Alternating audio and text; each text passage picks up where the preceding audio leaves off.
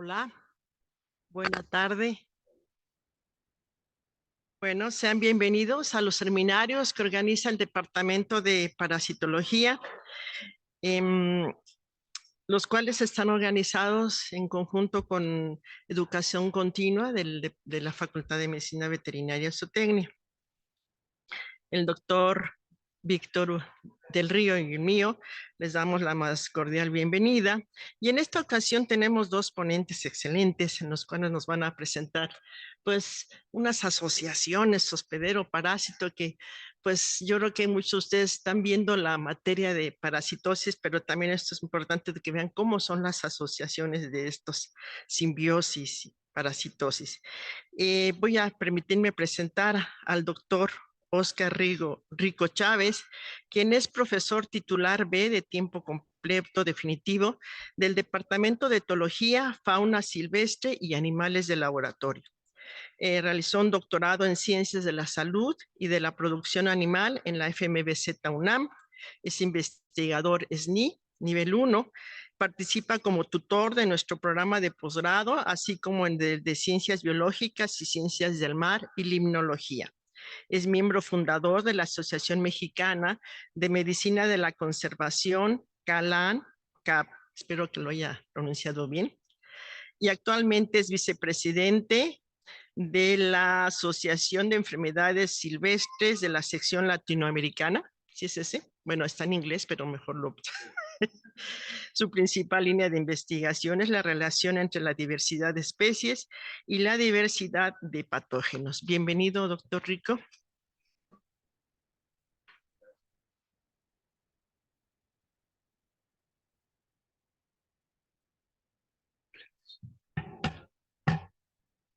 Hola, ¿qué tal? Buenos días, buenas tardes, ¿cómo están?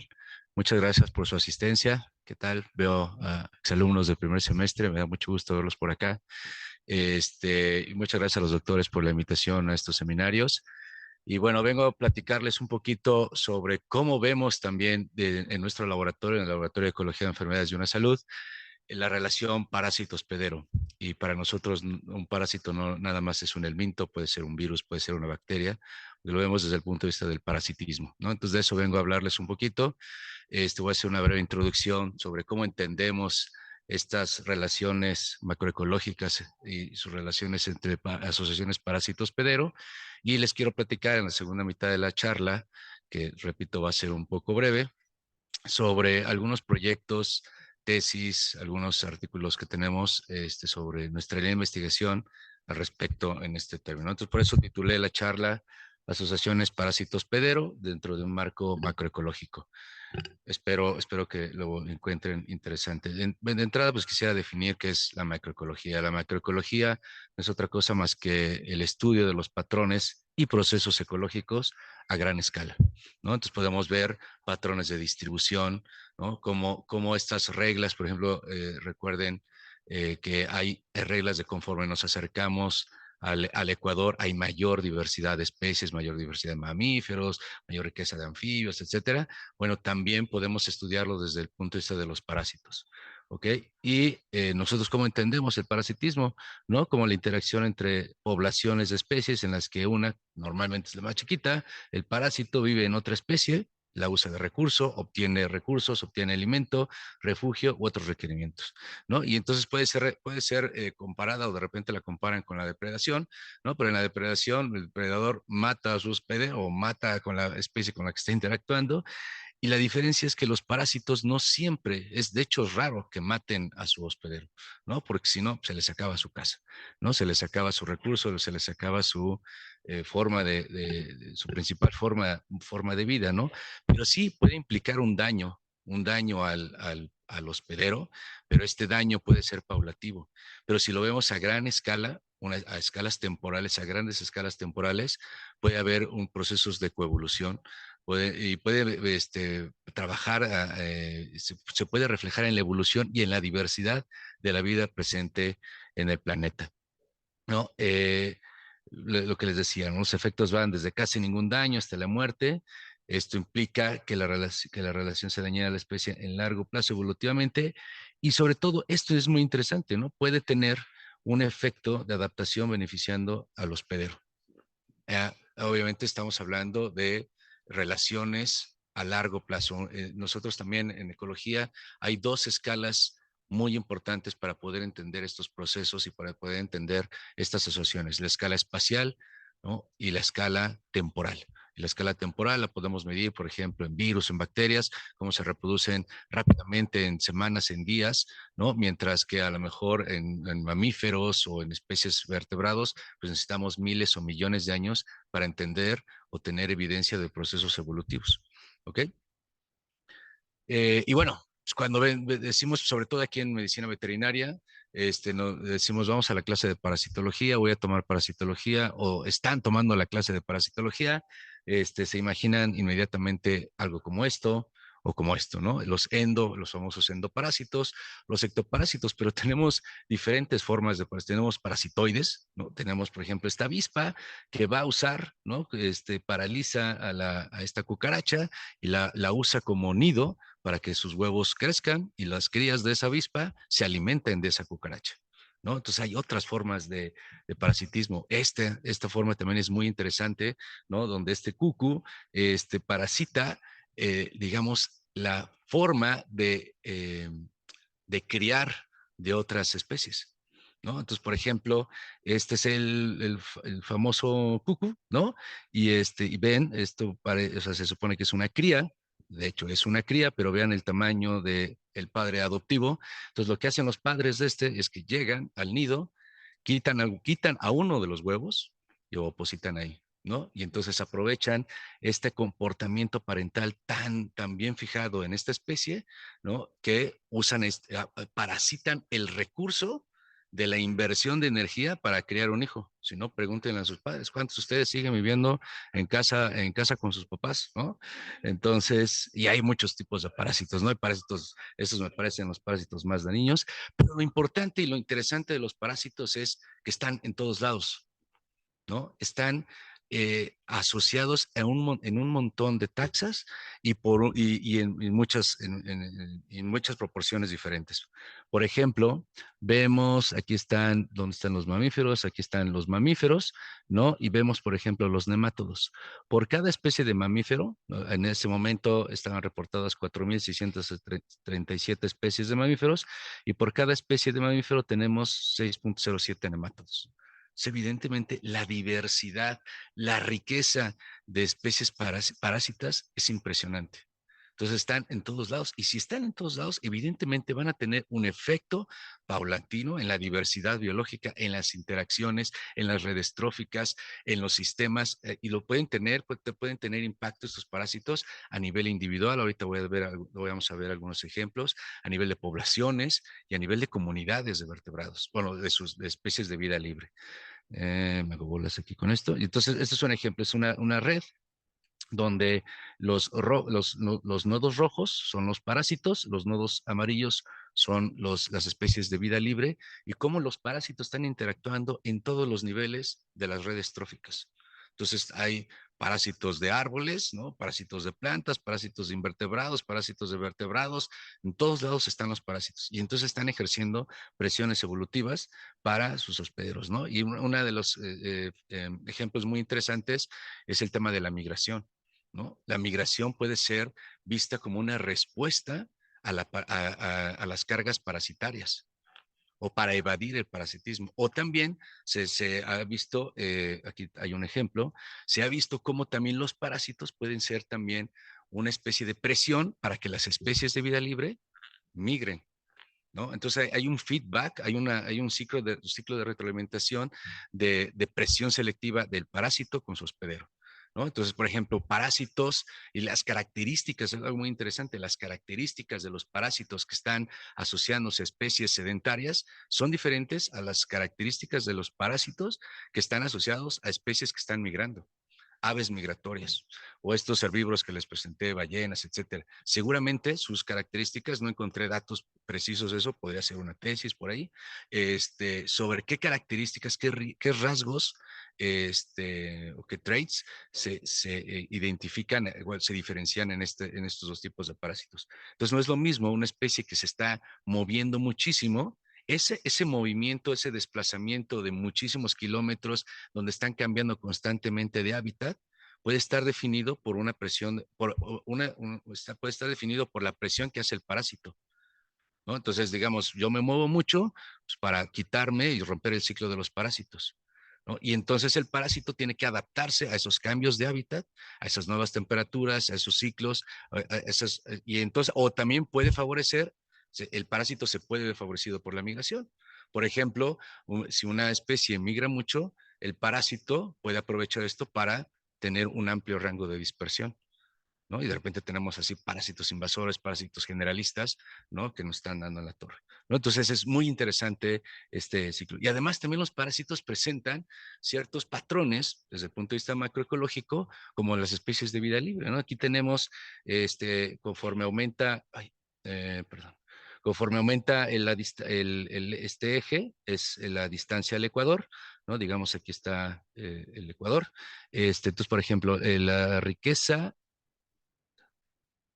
perdón, bueno, la primera figura es la riqueza de especies totales del Mintos, ¿no? Conforme nos alejamos del Ecuador va disminuyendo, no es muy evidente, como por ejemplo con los nemátodos, ¿no? O los céstodos que presentan un patrón inverso, ¿no? Conforme nos alejamos del Ecuador, la riqueza de especies de céstodos va incrementando, ¿no? Entonces, esto también es interesante, ¿no? Y esto evidentemente pues tiene implicaciones hasta epidemiológicas, ¿no?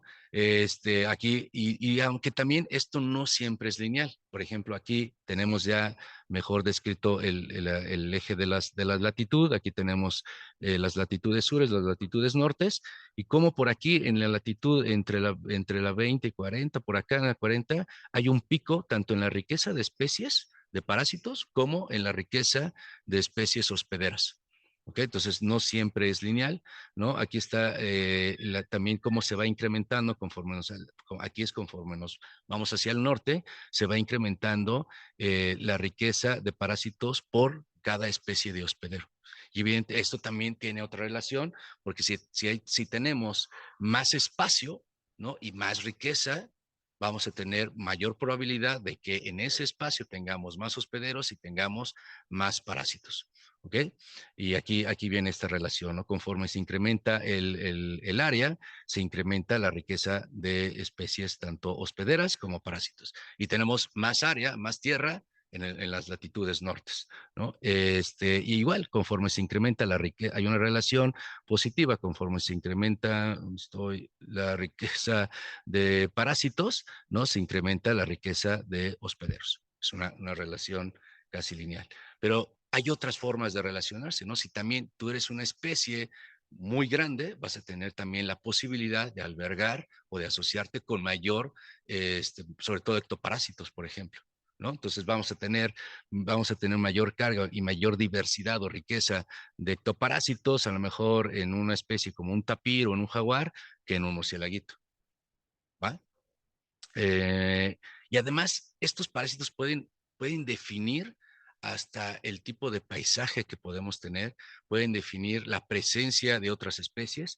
Por ejemplo, imagínense que hay dos especies hospederas que están compitiendo por un recurso. Y de repente en esta especie, el largo del cuadrito es la abundancia de esta especie. Entonces de repente llega un parásito que está infectando, se está asociando esto y que tiene un efecto en la abundancia o en el tamaño poblacional de ese hospedero, ¿no? Y entonces, como se disminuye este hospedero, pues favorece por competencia la abundancia o el crecimiento poblacional del otro hospedero con el que está compitiendo, ¿no? Y se puede repetir un ciclo. Evidentemente no es así tan sencillo. En la naturaleza todo esto es muy complejo y a veces puede ser difícil de medir, ¿no? Pero es una forma de cómo los parásitos pueden interactuar a nivel de comunidades y cómo pueden interferir o favorecer competencias entre especies de vida libre. Por ejemplo, un parásito también compartido puede interferir con la dominancia, permitiendo a la especie subordinada persistir donde el parásito está presente. Pueden a lo mejor compartir el parásito, pero no es lo mismo la afectación que tiene esta especie que tiene esta especie, ¿no? O parásito con un huésped nativo que impide la abundancia de un huésped invasor. que normalmente ocurre, cuando nos damos cuenta ocurre lo contrario. Un parásito invasor con un huésped invasor es el que le da en la torre y tiene un efecto tremendo, ¿no? Con estas especies invasoras en los sistemas, ¿no? Y así tenemos varios ejemplos, ¿no? Parásitos de la especie invasora, es lo que les acabo de decir, como aquí está el huésped nativo que está consumiendo un recurso, de repente llega un parásito invasor que infecta a los dos, pero a este pues, no tiene gran relevancia esa infección y desaparece el huésped nativo, ¿no? O la competencia aparente a través de un parásito compartido, ¿no? A lo mejor no están compitiendo por el mismo recurso, pero como se infectan con el mismo parásito, puede verse reflejada en el recurso. Bueno, ¿y esto cómo se relaciona con el paisaje? Por ejemplo, tenemos el caso de las nutrias marinas, que en un momento sus poblaciones fueron afectadas por infecciones por Toxoplasma gondii, ¿no? Que además este Toxoplasma gondii venía de los escurrimientos de ciudades, ¿no? Y evidentemente eran toxoplasmas asociados a gatos, ¿no? Que fueron a parar al mar, infectaron a nutrias y las nutrias se empezaron a morir, ¿no? Pero las nutrias como depredadores tope en ese sistema, en estos bosques de algas o bosques de kelp. Uy, no veo, bueno, no se ve aquí está, pero bueno. Entonces, como no hay, empiezan a desaparecer. Hay un desbalance en estas dinámicas de ese paisaje y empiezan a ser abundantes los erizos, porque eso es lo que se comen las nutrias, ¿no? Entonces hay una hiperabundancia y cambia completamente el paisaje. Entonces empezaron a desaparecer estos bosques del kelp por la introducción de un parásito a ese sistema. También los parásitos pueden interactuar con los hospederos a través del sistema inmune, ¿no? Pueden desplazar otros parásitos o pueden disminuir los efectos patogénicos de otros parásitos, ¿no? Por ejemplo, en mosquitos, la presencia de filarias puede incrementar la susceptibilidad al virus de encefalitis equina, pero a su vez disminuye el riesgo de adquirir malaria, ¿no? Entonces, evidentemente hay una interacción súper compleja, ¿no? Entre los parásitos y el sistema inmune. A nivel individual y a nivel poblacional, también los parásitos ejercen una presión importante. O sea, ustedes, por ejemplo, que es ejemplo que pongo en la clase de medicina de conservación, ¿a quién van a preferir? ¿A una pareja sana, radiante, limpia, dientes blancos, fuerte, etcétera, sano? O una pareja así, o sea, todo enfermo, parasitado, amarillo, pues evidentemente vas a tener una preferencia, ¿no? Por una pareja sana. Entonces, evidentemente, los parásitos que tienen una afectación, donde afectan el desempeño, ¿no? El fitness de un individuo, pues puede tener un efecto también en el éxito reproductivo de una especie, ¿no? O, pues evidentemente, ¿no? Un león enfermo, pues no va a tener tanto éxito reproductivo como este señor, ¿no? O también en cuestión de los herbívoros enfermos son los primeros que van a atacar. Entonces, los parásitos también están favoreciendo, están interactuando con otras interacciones como la depredación, ¿no? Entonces, están interactuando a nivel poblacional. ¿Okay? Pueden afectar también el comportamiento de los individuos, ¿no? El clásico ejemplo de toxoplasma, donde los ratones infectados por toxoplasma le pierden el miedo a los gatos. ¿Cómo le pierden el miedo? Porque el toxoplasma afecta el sistema nervioso central y entonces, de hecho, se sienten atraídos por la orina, por el olor de la orina del gato, ¿no? Y entonces, evidentemente, el parásito está haciendo una acción que favorece completar su ciclo, ¿no? A través de la manipulación de su hospedero.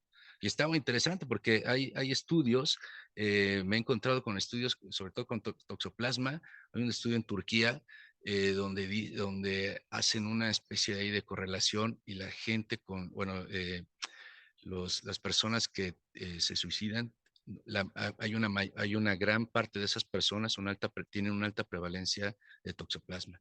También las personas con toxoplasma y nosotros como por la profesión estamos muy expuestos a este parásito, somos más distraídos y tenemos más accidentes vehiculares que otras, ¿no? Entonces, evidentemente no va a hacer que nos aventemos a la jaula del tigre para que nos coma, ¿no?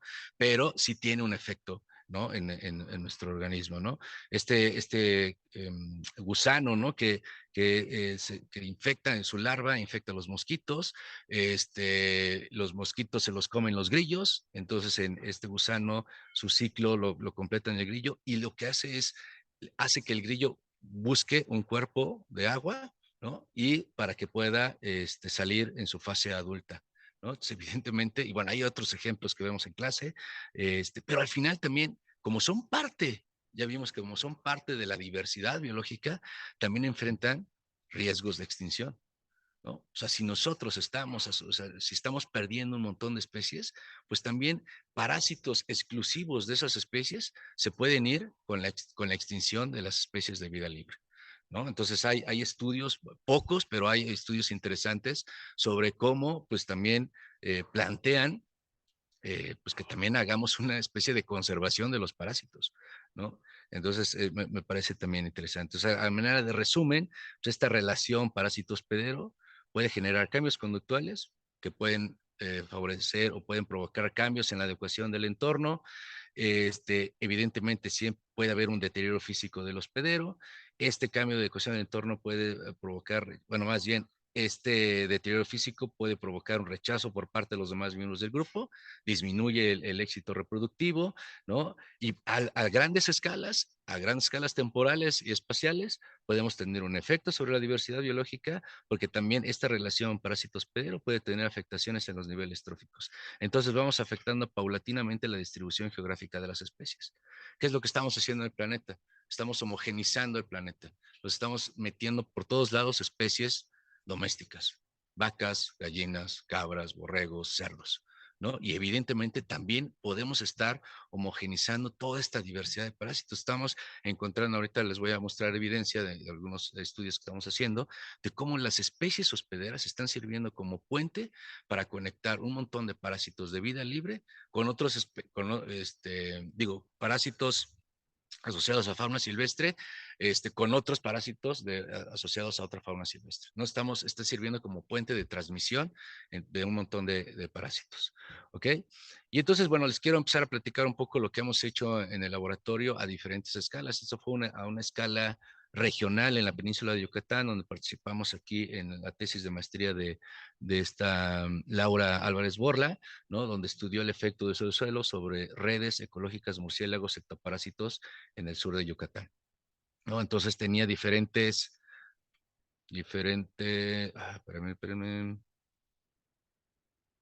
diferentes tipos de uso de suelo.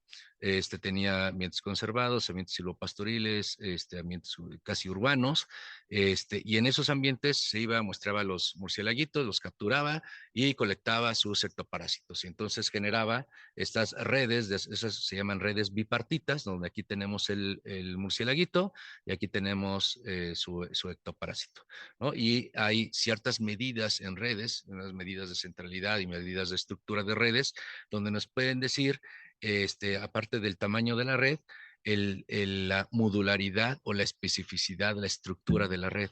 Entonces vemos que el uso del hábitat, o sea, el tipo de hábitat, como estamos, cuando perdemos hábitat, cuando estamos transformando los hábitats, también estamos afectando y transformando, teniendo un efecto directo sobre la asociación entre, pues en este caso, entre ectoparásitos y murciélagos. Aquí, de hecho, perdemos bueno, en esta primera, bueno, en la última, tenemos pocos murciélagos asociados con pocos y casi de manera muy específica, ¿no? Pero lo natural sería como la primera, ¿no? Tenemos varios murciélagos asociados a un montón de ectoparásitos, ¿no? Entonces transformamos nuestras acciones de deforestación, de fragmentación, de pérdida de subsuelo, están transformando estas asociaciones, ¿no? Luego tenemos otro estudio a nivel ya más regional, bueno, más en este caso a nivel de país, México, donde exploramos los efectos de la latitud, la masa corporal o el tamaño del cuerpo y lo que comen las especies sobre los patrones de la diversidad de helmintos asociados tanto a humanos como vida silvestre y animales domésticos en México, ¿no? Esta fue la tesis de maestría de Mari Carmen, ¿no? Donde entonces usamos una base de datos del laboratorio de mitología del Instituto de Biología, donde ahí está Luis García, nos proporcionó la base, la actualizamos, de hecho aquí gente del Departamento de Parasitología nos ayudó a actualizar la base desde el punto de vista con las especies domésticas, y pues tenemos estos datos, ¿no? Tenemos datos de nemátodos, de acantocéfalos y de platelmintos. ¿no? Y entonces estamos viendo que por lo menos en nemátodos sí existe una relación de conforme aumenta la latitud, va disminuyendo la riqueza o más bien la distinción taxonómica de los nemátodos. ¿Qué es esto de la distinción taxonómica? Como en los parásitos no tenemos un árbol filogenético como tal, lo que hacemos es calculamos esta distinción taxonómica en, por ejemplo, ponemos filum, orden, género, especie, y entonces los pasos que se da, se cuentan, se acumulan estos pasos, se calcula un índice para ver la relación que existe como para darle un orden jerárquico a la identidad de las especies de parásitos. ¿Okay? Y entonces, además, hicimos PGLS, que son unos modelos lineales, tomando en cuenta la filogenia. En este caso, como no teníamos filogenia, tomamos en cuenta la filogenia de los hospederos como la distinción taxonómica de los hospederos. Y entonces vamos viendo que conforme va aumentando la masa corporal de vida silvestre, la riqueza, bueno, los residuales de la riqueza de los parásitos va disminuyendo. En esto de los residuales fue una manera de corregir el sesgo de muestreo, porque nos dimos cuenta que había mucho sesgo de muestreo. Entonces, una manera de corregir el sesgo de muestreo es trabajando con los residuales, ¿no? Y bueno, también vemos que las especies de vida silvestre omnívoras presentan o sea, presentan más especies hospederas y presentan una mayor riqueza de parásitos, ¿no? Entonces también lo que comes, cómo lo comes, y tus características pueden determinar con quién te estás asociando, ¿no? Entonces también eso nos pareció interesante. Luego la misma Mari Carmen, en su segundo capítulo de maestría, estamos haciendo un análisis de redes con Machine Learning, usando un algoritmo ahí de Ted Dallas, para encontrar enlaces dentro de esta red. Esta red está compuesta por esta misma base de datos donde tenemos animales domésticos, tenemos animales silvestres e incluimos el humanos y un montón de parásitos, ¿no? Y entonces construimos esta red, ¿no? Y le calculamos a esta red ciertas medidas de centralidad. Una de las medidas de centralidad que calculamos es la intermediación. Esta intermediación nos puede identificar hospederos puentes que están conectando a parásitos, ¿no? Por ejemplo, en este caso, estoy asumiendo porque no veo bien mi entrada no se ve, pero bueno, la bolita más grande de verde clarito es la vaca, ¿no? Entonces, la vaca, el tamaño de ese nodo representa el índice de intermediación, que es un índice, su valor de este índice es bastante grande, entonces está sirviendo de conectar todos estos parásitos, las bolitas chiquitas que están en azul oscuro, con otros hospederos, ¿ok? Pero además, este algoritmo nos permite identificar, trabajamos también con características de estos hospederos. Entonces, supongamos que tenemos a un lobo, ¿no? O a un coyote. Y este coyote le han detectado o se ha reportado N cantidad de parásitos, 10 parásitos, ¿ok?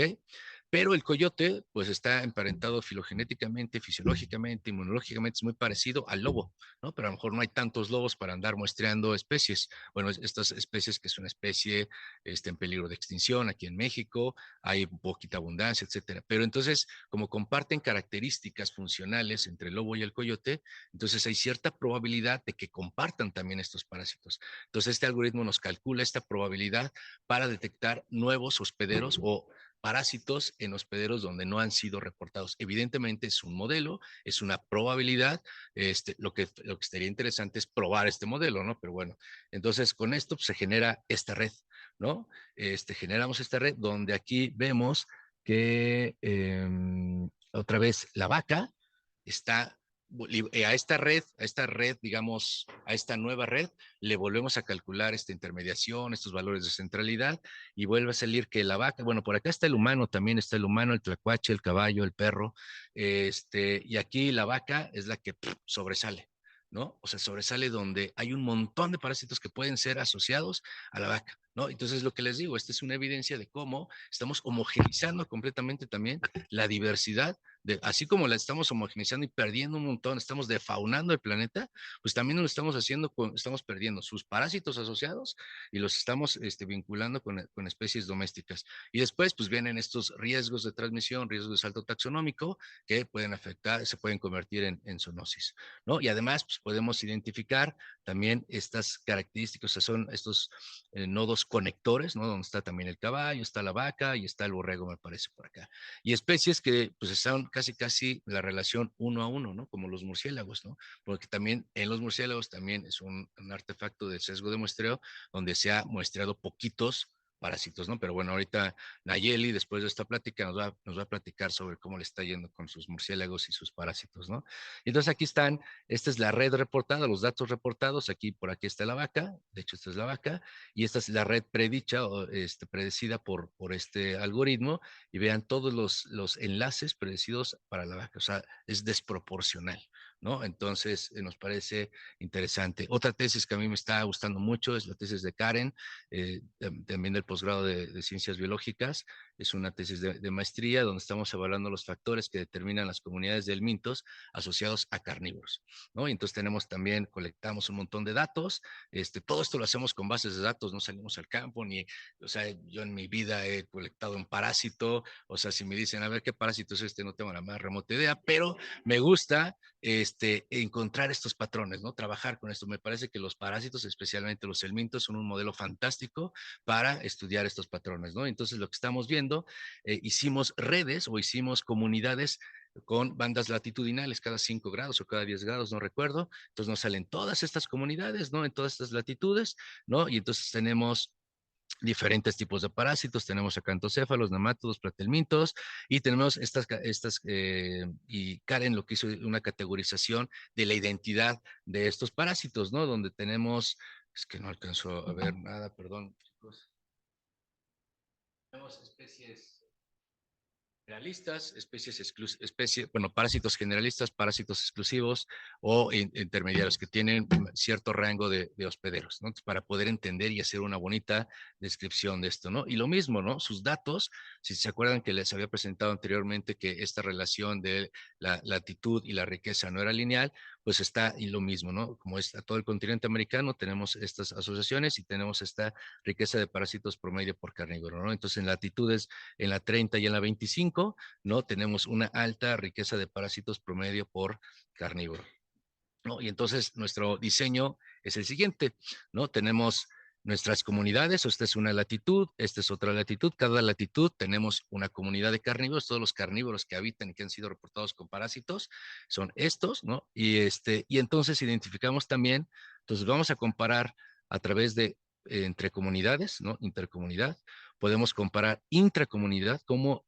a lo mejor la identidad de la especie es la que está definiendo a la comunidad de parásitos, en este caso el mintos, y seleccionamos algunas especies que tienen rangos muy amplios y que están distribuidas en toda América, para ver también si, porque a lo mejor puede ser la especie, ¿no? Pero qué tal si en la misma especie, en diferentes hábitats, cómo es el cambio, ¿no? Entonces me pareció muy interesante y calculamos la diversidad beta, que no es otra cosa que son índices que nos dan la similitud, que tanto se parece la composición de un lugar a otro. En este caso, nuestros lugares son las comunidades latitudinales, entre las diferentes especies y entre la misma especie que está distribuida a lo largo de toda la latitud en el continente americano, ¿no? Entonces, bueno, y además se me olvidó decirles que calculamos dos componentes de la diversidad beta, un componente de anidación y un componente de recambio, porque una cosa es decir, bueno, ¿qué tanto se parecen? Pero ¿cómo es este cambio? Entonces, podemos jugar también con la identidad de este cambio, porque no es lo mismo este tipo de cambio donde vemos un anidamiento, donde vemos una pérdida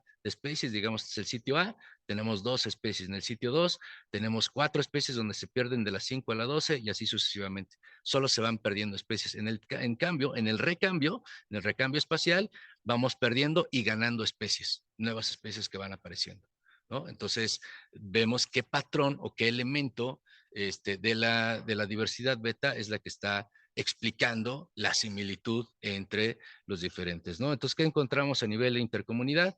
¿No? Les repito que es una latitud, otra latitud, cómo va cambiando latitudinalmente. Lo que va dominando es el componente de recambio, ¿no? Y entonces Además, estamos comprobando que conforme aumenta la distancia geográfica, es más es más diferente o es menos igual la composición de los helmintos a través, ¿no? Entonces, los helmintos que están asociados en las latitudes norte son muy diferentes a la composición de los helmintos que están asociados en las latitudes sur. Luego a nivel de intracomunidad, cómo va cambiando las especies, ¿no? Vemos que la diversidad filogenética es la que nos está explicando este cambio, es decir, la identidad evolutiva de las especies, ¿no? Y eso también es muy interesante porque cuando incorporamos la diversidad filogenética nos da otra dimensión para entender este recambio de especies, ¿no? Y a lo largo de la distribución estamos seleccionando 9 especies, ¿no? Entre ellas el coyote, el oso, el mapache, el zorrito, por ahí algunos mamíferos marinos, etcétera, que tienen una distribución bastante representativa. Y vemos que también el recambio es el que está, aquí hay un bajo anidamiento, bueno, solamente el oso, sí hay un anidamiento en la familia de los osos, y eso está muy interesante, ¿no? Habrá que ver qué características tienen estos osos o el oso negro, para poder explicar este recambio, ¿no? Y además hicimos modelos de disimilitud general que nos permiten incorporar varios sets de variables como la distancia geográfica, la distancia filogenética o variables climáticas. Entonces, ver cuál de todas ellas alimentan o explican mejor la disimilitud de la composición del mito. Si vemos que evidentemente la distancia geográfica es súper importante, el recambio de hospederos y también el recambio de hospederos, pero desde el punto de vista filogenético, ¿no? Entonces, la historia evolutiva de los hospederos, tanto dónde están y dónde habitan, nos explican con quién se están asociando. Básicamente sería el mensaje de la tesis. Y después estamos trabajando en un concepto que se llama modularidad de redes, donde en una red modular se compone de subgrupos cohesionados, donde o sea, son nodos que interactúan más frecuentemente entre sí con otros nodos, es decir, se forman comunidades en esas redes. Y este concepto de modularidad en redes se ha trabajado ya desde hace tiempo, por ejemplo, en redes de murciélagos y frutos, a nivel continental. También a nivel continental se ha estudiado la relación entre murciélagos y frutos, y me encontré este artículo que está súper interesante de Robert Pauling y Krasnov sobre mamíferos y pulgas a nivel global, ¿no? Entonces están viendo que también se comportan las redes, esta asociación pulga-mamífero es modular, ¿no? Y para explicarles gráficamente qué onda con la modularidad, esta es una red con una modularidad cero, una red azarosa, ¿no? No hay un orden en esta asociación entre sus nodos. Y esta sería una red perfectamente modular con un índice que va, para parte el índice es muy fácil de entender, va de 0 a 1, ¿no? Una modularidad donde el índice es 1, aquí se forman 3 grupitos que están interactuando fuertemente entre sí y evidentemente están conectados. Entonces también aquí lo interesante que es estos nodos que están conectando a las redes son los nodos puentes, los nodos con intermediación alta. Entonces podemos ver la estructura a nivel general de la red y podemos ver a nivel más preciso la identidad del nodo que nos está sirviendo como puente para conectar estos diferentes grupos. Aquí se supone que tendría que haber un montón de puntos, que son los registros del mintos y carnívoros, pero es básicamente los mismos datos de Karen. Y aquí construimos redes por cada 10 grados latitudinales, ¿no? Son redes bipartitas entre parásitos y carnívoros. Y lo que estamos encontrando es que la modularidad de la red va disminuyendo conforme se va aumentando la latitud. ¿Ok? O sea, aquí las redes son mucho más modulares que por acá. Y además lo comparamos con modelos nulos y entonces también eso nos permite ver como la especificidad de la red, ¿no? Y estamos viendo que esta especificidad de la red, es decir, qué tanto es la relación 1 a 1 entre parásito y carnívoro, va aumentando conforme vamos aumentando nos vamos moviendo hacia el norte, ¿no? Entonces estas redes son mucho más, o sea, son redes donde hay mucha especificidad de hospedero, y aquí son redes donde hay poca especificidad de hospedero, hay muchos módulos, es decir, los parásitos son generalistas, ¿no? Entonces nos pareció bastante interesante y mediante esta intermediación podemos calcular y más bien podemos identificar en cada latitud el hospedero que está sirviendo como puente para esto. Y vean la identidad de los hospederos. Bueno, en su mayoría son mapaches, el puma, y cuatís, ¿no? Especies generalistas, especies que le entran a todo, que soportan bien la perturbación, y esas son las que están sirviendo dentro de este set de datos de carnívoros como especies amplificadoras, que pueden servir como especies amplificadoras, como especies puente entre la asociación parásito-hospedero, ¿no? Entonces, como van, podemos ir, lo que está interesante desde esta perspectiva para estudiar el parasitismo es que podemos ir de lo micro a lo macro, y actualmente tenemos un PAPIT en el que está trabajando Nayeli, que ahorita nos va a presentar sus datos, y Sham, aquí presentes, ¿no? Donde estamos viendo esta conexión entre una escala regional, una escala de paisaje, cómo este filtrado ambiental, las características del paisaje, puede influir a niveles micro, como la microbiota de los parásitos asociados a los murciélagos, ¿no?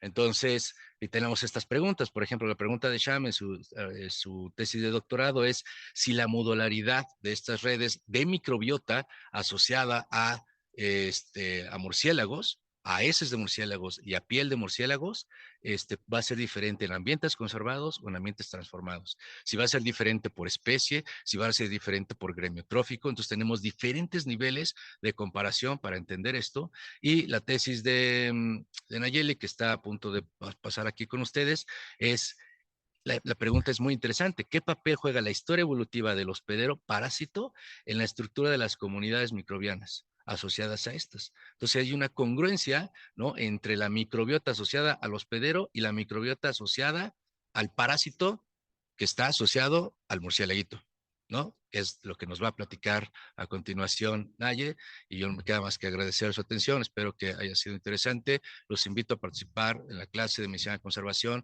Ahí básicamente vemos estos temas. Tenemos varias tesis. Hay manera de, si les interesa estos temas, pues pueden participar aquí con nosotros. Y pues muchas gracias.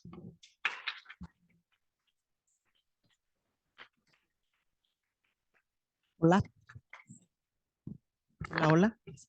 Hola, pues muchísimas gracias, doctor. Excelente presentación. Y yo tengo muchas preguntas, y hasta se me olvidó tantas que tenía, pero vamos a dar la oportunidad a los jóvenes. ¿Quién tiene alguna pregunta, jóvenes? ¿Quieran realizar? Aprovechen que tenemos aquí a los expertos.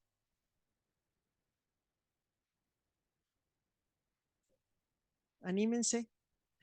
¿No? Bueno, ¿No? luego si me ven en el pasillo me pueden preguntar. No guardo.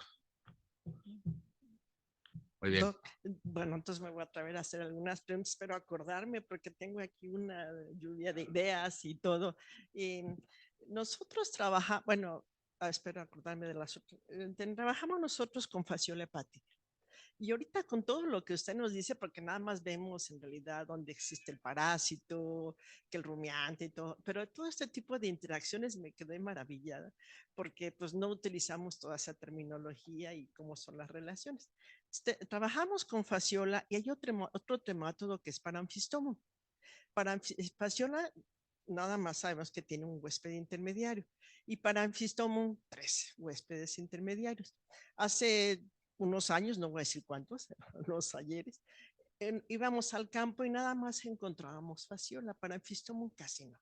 Y también por la zona geográfica. Y ahora vamos al campo y nos dicen que casi no hay fasciola porque lo que prevalece es Paramphistomum. Entonces, ahorita que usted habla de tantas relaciones, interacciones, entonces se me hace interesante que si pudieran ustedes trabajar o incluso en cuestión de tremátodos, ver qué está relacionándose en esa parte, ¿no? ¿Qué me podría decir de esto?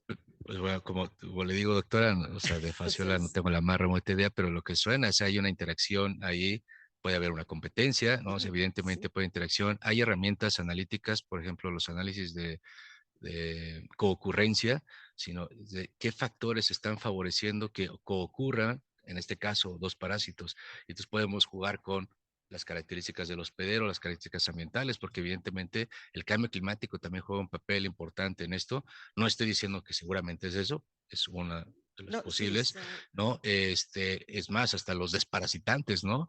O sea, porque al final los desparasitantes están sirviendo como un filtrado ambiental para los parásitos, ¿no? Y no nada más para los parásitos de importancia de salud pública o salud animal, ¿no? Sino también seguramente se llevan entre las patas a un montón de parásitos que ni la deben ni la temen, ¿no? Pero bueno, evidentemente entiendo que hay que controlar la fasciola hepática, ¿no? O sea, por supuesto, ¿no? Pero pues, puede ser muy interesante y pues cuente con nosotros para cualquier colaboración, de esto vivimos, y pues, nos encanta, o sea, sí, sí, estaría muy interesante porque lo que requiere lo creemos en el laboratorio, que lo que requiere tanto la facultad como la medicina veterinaria son trabajos multidisciplinarios, ¿no? Yo no puedo hacer esto solo, ¿no? Trabajo con muchos biólogos, con ecólogos, hasta con matemáticos, ¿no? Y también pues, dentro de la facultad tenemos que empezar a colaborar entre departamentos y con mucho gusto. muchas gracias. Sí, porque hay muchas interrogantes, ¿no? Muchos que dicen, ¿no? ¿Qué sucedería? O sea, ¿qué sucedería o qué pasaría o qué es lo que Exacto. creemos que sucede, ¿no? Y además porque uno interviene en 3 huéspedes intermediarios y otro no, uno tiene más probabilidades de que se lleve a cabo el ciclo que el otro, ¿no? Entonces ahí hay mucha relación que me encantaría que ojalá pudieran ustedes ver algo. Claro que sí, con Otra, mucho gusto. hay alguna, bueno, porque entonces luego le hago otra tantito, antes de que se me olvide. Claro. Cuando estuve en el evento que acaba de pasar de acarología, una de las sesiones hablaron de que había muchos problemas ahorita con las vicuñas o algo así, de que tenían problemas serios de sarna. Entonces, no sé si usted tuvo oportunidad de ver o si los muchachos pueden ampliar en esta parte. Entonces, yo me quedé, Oportunidad de ver el trabajo, pero tengo un colaborador chileno, Andrés Rubio, que está trabajando en Perú con Perú y Argentina, me parece, ¿no? Con poblaciones de vicuñas, sarna. Hay un grupo fuerte en Sudamérica que está trabajando eso pero sí es un tema importante, ¿no? Porque también es un tema así de salud pública. sí, que está afectando demasiado a los animales silvestres que creen, bueno, creo que es por una introducción de algún animal doméstico, ¿no? Entonces, también va en relación a todo lo que nos habló de las Claro, interacciones y de todo eso. Y bueno, si me acuerdo, ahorita le claro, pregunto, con mucho porque, gusto, doctora. perdón, voy acá, pero sí estoy muy encantada, me Gracias. encantó, doctora, de veras. A ver, ¿quién más? Hola, Oscar, muchas gracias por tu presentación. Quería preguntarte si a nivel macroecológico podríamos estar hablando de cuáles son los factores que juegan un papel importante en la transmisión de parásitos y si estos son diferentes cuando hablamos de ecto y endoparásitos. Sí, seguramente no te podría contestar así exacta porque va a depender del modelo, del sistema, del hospedero, ¿no? Seguramente, o sea, ¿a qué me refiero? Que no es lo mismo en murciélagos que son muy gremiales, ¿no? Hay una alta densidad de contacto, entonces puede favorecer, sobre todo en cuestiones de ectoparásitos, pues la transmisión, ¿no? Pero pues, animales carnívoros, ¿no? Que pueden ser solitarios, pero tienen amplios rangos de distribución, etcétera. Entonces me parece que una de las cosas en macroecología es que tendemos a generalizar, pero tendríamos que identificar muy bien el sistema en el cual estamos estudiando, porque a lo mejor lo que estamos encontrando en carnívoros y luego en roedores seguramente va a ser. De hecho, tengo los datos de murciélagos y roedores, el mismo análisis de modularidad, pero en virus, ya no los quise presentar acá, y es completamente al revés la relación, ¿no? O sea, la modularidad es inversa en el Mintos que en virus, ¿no? Entonces también qué parásito estamos estudiando, cómo se replican, cómo se transmiten, también pues tiende a ser bastante complejo el asunto, ¿no? Entonces por eso tenemos que compartilizar y decir, bueno, a esta escala, con este sistema, con este tipo de transmisión, pues sucede esto, ¿no? Pero bueno, está ahí. Gracias. ¿Usted? ¿No? ¿Alguien más? Adelante. 3. Sí, gracias. Yo la duda que tengo de las redes que trabajaron ustedes, eh, ¿han analizado también algún patrón en cuanto a la estacionalidad? O sea, ¿están incluyendo también delimitar por estacionalidad para ver si hay algún cambio o algún patrón dependiendo de una época del año a otra? no por la escala que estamos usando. Como estamos usando una escala continental y estamos usando datos de, a ver, no sé, el Museo de Historia Natural de Londres reporta que tal animal es parasitado por tal parásito. El laboratorio de Luis, ¿no? Tiene estos datos. Entonces, conjuntamos todos esos datos y o sea, muchas veces no es que, lo encontré en invierno o lo encontré en tal, es muchas veces ni siquiera están georreferenciados los datos, ¿no? Perdimos muchísimos datos porque ni siquiera estaban georreferenciados, solo decían en México. ¿En dónde? No, pues porque aquí hay un montón de hábitats. Pero Karen sí hizo, por lo menos, hay un pequeño análisis a nivel bioregión interna bueno, en el continente, o sea, a nivel bioregional, pero no había los suficientes datos para poderlos comparar. Pero esa es una muy buena pregunta, porque al final estos tipos de estudios, repito, se pueden hacer a gran escala, pueden ser muy interesantes, pero perdemos muchos detalles, ¿no? Ese estudio lo podríamos hacer a lo mejor a una escala regional, pero ya yendo al campo y estar viendo cómo cambia esto, ¿no? Pero bueno, se requiere BJJ, ¿no? Pero sí podríamos hacer algo interesante, sí. Muy bien. ¿Otra pregunta? ¿Algo más? No, pues muchísimas gracias por su atención y gracias, doctora, por la invitación. Y luego Y con leo las mucho gusto. preguntas personalmente, doctor, que me voy acordando. Nada más una tantita, Venga. nada más una. Hablan ustedes de los murciélagos, pero también las aves, ¿no? Juegan un rol muy importante en la interacción de los parásitos, ¿no? En el cambio climático y todo. Entonces yo creo que no lo mencionó usted, pero yo creo que también trabajan en esa parte, ¿no? De las aves. En aves se estudia mucho, pues, sobre todo esta parte de la presión de los parásitos en las aves, tanto en la crianza, porque hay aves que crían muy rápido a sus polluelos y vámonos, migran, o aves que son sedentarias y entonces tienen diferente carga parasitaria y diferente identidad de parásitos, ¿no? Entonces parece que hay una presión, un feedback entre a quién estoy infectando y qué comportamiento tiene esta ave, ¿no? Y sobre todo, pues bueno, en virus, pues las aves migratorias pues nos están dispersando un montón de influenza, ¿no? Las H1N1 y las H5, no sé cuántas, pues son fundamentales para la dispersión de estos parásitos, ¿no? Y hay muchísimos trabajos sobre el tema de aves. Pues muchísimas gracias. No sé si el doctor Víctor tenga alguna pregunta. ¿No? Bueno, pues muchas gracias nuevamente, doctor. Presentación.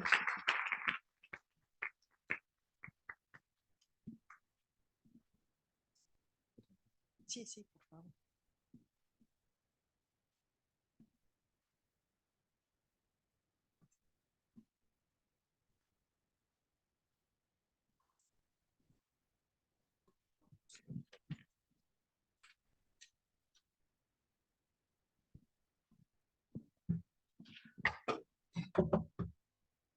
Bueno, pues muchas gracias, doctor Oscar. Para continuar con la sesión del día de hoy, es para mí un gusto presentarles a la candidata doctora Nayeli Ruiz Torres. La doctora Nayeli es bióloga por parte de la Facultad de Estudios Superiores Iztacala, donde realizó su tesis de licenciatura en el Instituto de Biología con el doctor Luis García Prieto en la Colección Nacional del Mintos del Instituto de Biología de la UNAM. También realizó sus estudios de ecología de Mintos en el Sapo Reinella horribilis en la laguna de Coyuya, Guerrero, México. Posteriormente realizó su tesis de maestría en el mismo laboratorio bajo la dirección del doctor Alejandro Oseguera. Su tema de tesis fue sobre la posición filogenética de simbiontes del género Syndesmis de equinodermos y sus posibles implicaciones en el origen del parasitismo en platelmintos. Durante su maestría pudo realizar una estancia de investigación en el Instituto Smithsoniano con la doctora Anna J. Phillips y actualmente realiza su tesis de doctorado sobre microbioma asociado a parásitos de murciélagos con el doctor Oscar Rico en el Laboratorio de Ecología de Enfermedades y una Salud en el Departamento de Fauna Silvestre y Animales del laboratorio. Nayeli ha dado clases en la Facultad de Ciencias, en la carrera de Biología y en la FES Iztacala en la carrera de Ecología. Y como ayudante de profesor también en la materia de Medicina de la Conservación aquí en nuestra facultad. Finalmente, ha participado en la publicación de en diversas revistas de parasitología y también en diferentes congresos, tanto nacionales e internacionales, y está muy interesada en la divulgación científica. Por ejemplo, apoyó en el año pasado durante las actividades que se realizaron en la Murci Semana de nuestra facultad. Pues, maestra en Ciencias Nayeli, es para mí un gusto. Adelante, por favor.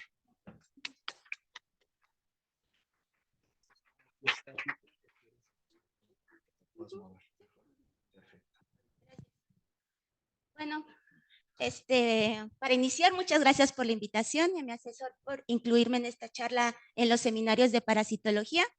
Y como les mencionó, pues el día de hoy les vengo a platicar un poquito más adelantado de lo que presenté en la Murci Semana, unos análisis ya más específicos dentro de mi tesis doctoral. Y bueno, titulé la charla Interacción parásito-hospedero desde una perspectiva holobionte, para darles a conocer de esta forma integral, holística, como es en el laboratorio, estamos trabajando bajo este enfoque. Bueno, para empezar, sabemos que existe una interacción en la naturaleza por múltiples especies, ¿no? Cada uno de nosotros vamos a estar relacionados con un sinfín tanto de macroorganismos o microorganismos que van a estar en una asociación que se conoce como simbiosis. Esta asociación es muy estrecha y es entre especies. La asociación se puede dar bajo dos niveles, que puede ser con macrosimbiontes, como los que nos platicó Oscar, que son los helmintos, los ácaros y otro tipo de parásitos. Y también vamos a encontrar una asociación muy estrecha con microorganismos. A estos microorganismos van a ser principalmente bacterias, virus, arqueas que están en asociación a su hospedero. Se tiene el conocimiento actualmente con este boom del estudio de microorganismos asociados a sus hospederos que representan una fuente importante, sobre todo en aspectos fisiológicos que van a estar llevando a cabo en su hospedero vertebrado. En este caso, ejemplificado con el murciélago.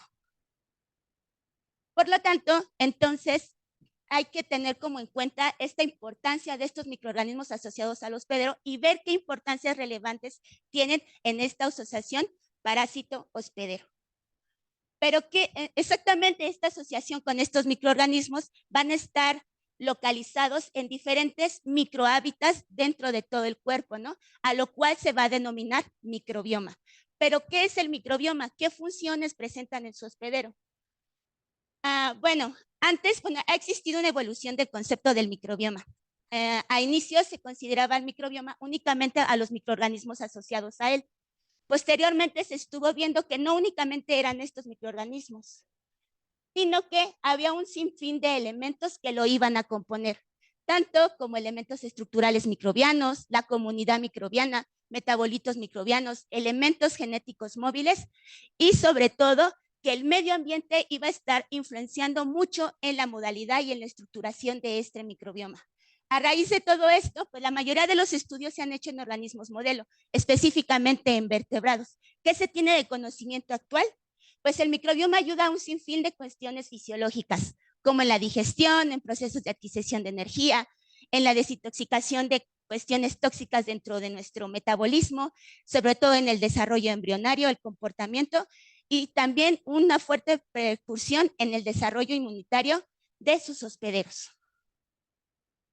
Ahora, este microbioma, la mayoría de ellos ha tenido un fuerte estudio principal en el microbioma intestinal, pero como sabemos en la naturaleza, la diversidad de formas de este sistema digestivo es muy complejo y lo vamos a ver una variación tanto en organismos invertebrados como en este caso un parásito que es C. elegans, un famoso parásito del filum Nematoda que se ha investigado en numerosos fines, es un organismo modelo, y a la par con otros organismos como vertebrados, pero vemos la diferencia y la complejidad de los sistemas digestivos es enorme, ¿no? Y a raíz de esta complejidad de los sistemas también va a ser las características del microbioma asociado a él y las múltiples funciones que van a estar derivadas al funcionamiento de sus hospederos. Por lo tanto, es importante resaltar que este microbioma no va a tener la misma función en todos los organismos derivado a esta cuestión morfofuncional. La mayoría de los estudios, como les había dicho, el principal modelo pues ha sido el hombre, ¿no? Como en todas las líneas de estudio. Y por eso se llevó a cabo este gran proyecto de microbioma humano. A raíz de esto también se vio que, pues, por ende, este mismo microbioma iba a tener ciertas implicaciones importantes en organismos de vida silvestre y, sobre todo, han evaluado cómo este microbioma funciona en desórdenes metabólicos, desórdenes gastrointestinales, cómo es que ayuda en los procesos del fitness reproductivo y también, sobre todo, cómo esta composición y modificaciones van a estar derivadas en consecuencia a enfermedades de sus hospederos. A esta necesidad y a ver la influencia que existe entre el microbioma y sus hospederos, se tuvo la necesidad de conceptualizarlo. A raíz de esto, biólogos como Lynn Margulis y Sean Bordenstein proporcionaron y conceptualizaron la interacción que existe del microbioma con su hospedero, a lo cual denominaron holobionte. Holobionte va a ser la interacción entre el material genético de todos estos microorganismos y su hospedero. Y al hologenoma, digo, a los microorganismos como tal, pero el hologenoma va a ser, ahora sí, el material genético, que es la suma del material genético de estos microorganismos y la suma del material genético de su hospedero. Todo el tiempo van a estar en interacción, entonces nos va a modificar esta conceptualidad del individuo, sino que el individuo más la suma de sus microorganismos van a ser una unidad de organización biológica y por ende una unidad de selección evolutiva y sobre todo un sistema genético complejo que va a estar en procesos selectivos, a lo cual ellos denominaron filosimbiosis. Todos estos estudios, como les había denominado, pues se han realizado en la mayoría de invertebrados, plantas y en algunos grupos de invertebrados como las esponjas y los nidarios. A raíz de esto también se empezaron a ver cómo es que se está moldeando este microbioma dentro de sus hospederos y va a estar ligado a diferentes procesos, tanto ecológicos como evolutivos. Estos pueden ser los tipos de alimentación que tienen los hospederos, su dispersión, las interacciones que existen y también pueden ser por procesos estocásticos que no son conocidos aún. Y algo importante es que han visto que procesos de diversificación también pueden estar moldeando el microbioma asociado a su hospedero. Ahora, esta interacción hospedero-microbioma, que ahora vamos a denominar como holobionte, va a estarse modulando y va a estar dando una estructura a él. Los factores que pueden intervenir pueden ser ambientales, como la dieta, el hábitat, la ubicación geográfica y actualmente alteraciones antropocéntricas. Y finalmente, que estén derivadas al hospedero, como su demografía, el genotipo y la ontogenia. Y actualmente también se sabe que la fuerza evolutiva, es decir, la historia evolutiva de su hospedero, va a tener una fuerte influencia en esta modulación del microbioma, a lo cual se denomina filosimbiosis, lo que ya nos estaba platicando Oscar. ¿Qué es filosimbiosis en sí como tal? Va a ser la congruencia que exista entre la filogenia del hospedero y la estructura de las relaciones de similitud entre los microorganismos que se encuentran asociados a él. Si presenta filosimbiosis, pues vamos a ver esta concurrencia y, dentro de la filogenia y la similitud de las comunidades microbianas. Si no encontramos esta filosimbiosis, pues no vamos a ver esta similitud entre ambas topologías. ¿Por qué se puede dar la filogenia? Puede ser un ensamble estocástico o realmente estamos evidenciando una señal filogenética que la historia del hospedero lo refleja. Esta filosimbiosis se ha estudiado no tan recientemente, desde el 2016, en numerosos sistemas, pero sobre todo en organismos de vida libre, siendo los organismos, con estrategias parásitas no evaluados, ¿no? Aquí estamos observando una filogenia del reino animal en donde marcan el posible efecto de este fenómeno de filosimbiosis en los grupos que se han evaluado. Como ven, la mayoría de los estudios están en los insectos, en los anthozoides, Mospongia, que son las esponjas y los nidarios, y en los vertebrados, y principalmente en la clase Mammalia. Y todo el resto de los grupos de los 36 filas que incluyen a los animales no han sido evaluados, y sobre todo los que presentan una característica parásita o una estrategia de vida parásita. Y como ya nos dio todo este marco conceptual Oscar sobre la importancia de los parásitos en la naturaleza, he ahí el objetivo de mi estudio, ¿no? Y del grupo de trabajo. Que estos parásitos, el microbioma asociado a él, cómo influye en esta interacción parásito-hospedero.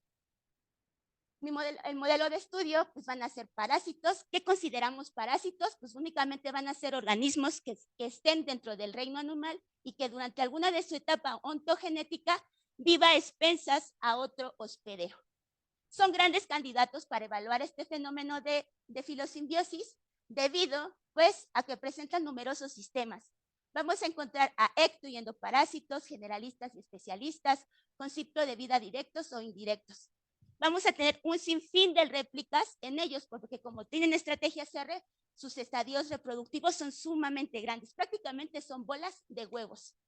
Y sobre todo también porque muchos de sus hospederos han caracterizado el microbioma y se tiene muy bien definido. Entonces, a raíz de esto, pues son grupos, vean, de los 223 filas, bueno, hay 223 veces que ha aparecido esta estrategia parásita en 15 filos en todo el reino animal. Así que son sumamente exitosos. Entonces, esta es una característica también importante pues, para incluirlos en este tipo de estudios y ver cómo está esta interacción junto con su microbioma. También algo importante de esta interacción es evaluar esta plasticidad que tienen muchos de estos parásitos, porque tienen que entablar muchas estrategias fisiológicas para poder sobrellevar estas modificaciones en todo el ambiente que incluye su ciclo biológico.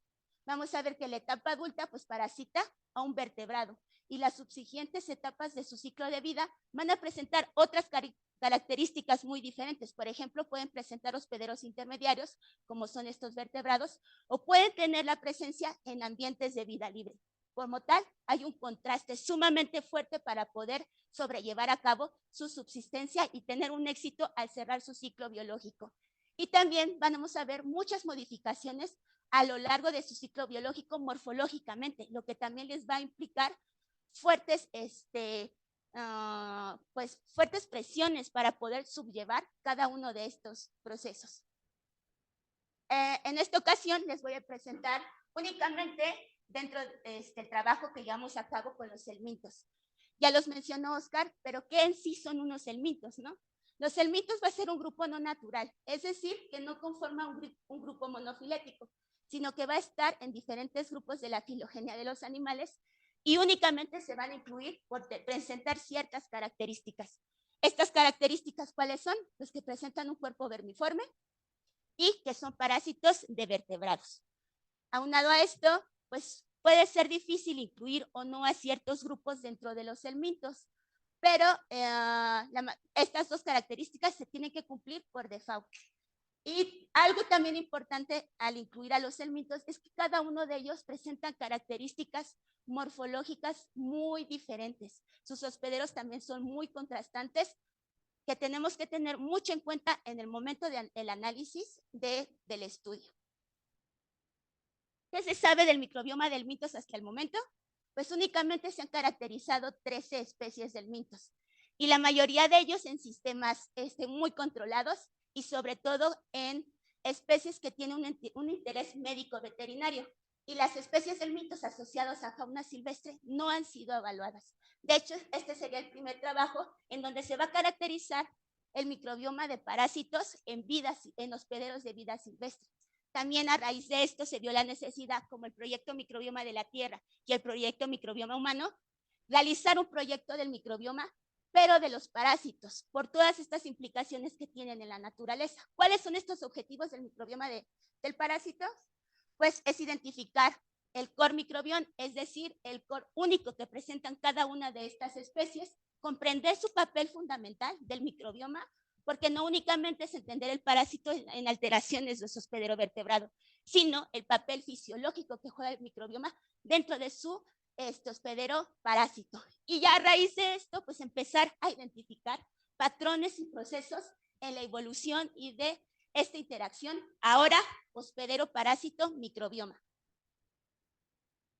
Aquí algunos de los estudios que han trabajado en ellos, en donde han querido evaluar esta persistencia del core a lo largo de su ciclo entogenético, aquí pero a lo largo de grandes escalas de su distribución biológica, y también se sabe que el microbioma puede influenciar mucho en el fitness y en el fenotipo de su hospedero. Entonces ahora también quieren evaluar si no necesariamente es el propio microbioma del hospedero vertebrado, sino que el microbioma del parásito es el que va a influenciar en el fenotipo de su hospedero.